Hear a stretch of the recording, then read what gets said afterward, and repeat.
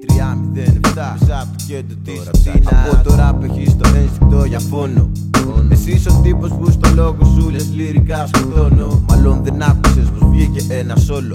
Πρωτό σαν το πρωτόκολλο που τσούζει το προκτό το κόλλο. Στο project κοιτά, εβάν στην ψύχρα. Στην και πήκα 307 γλυκά. Αγαπημένο μου ποτό είναι η τεκίλα. Βάλε και το γέννηση, μαλλού είναι η ουσία.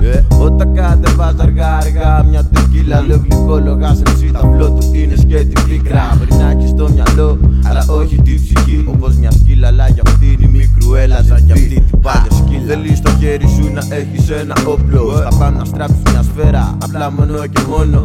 Ώστε να έχεις λόγο να δειχτείς. Έτσι αρχίζεις πόλεμο, μπορείς εσύ με αυτό να χαρείς. Κάπως αλλιώς πιστεύουνε ότι είναι ο ανδρισμός. Δυστυχώς πιστεύουμε ότι το ζούμε αλλιώς. Κάπως αλλιώς πιστεύουνε ότι είναι ο ανδρισμός. Δυστυχώς πιστεύουμε ότι το ζούμε αλλιώς. Λέμε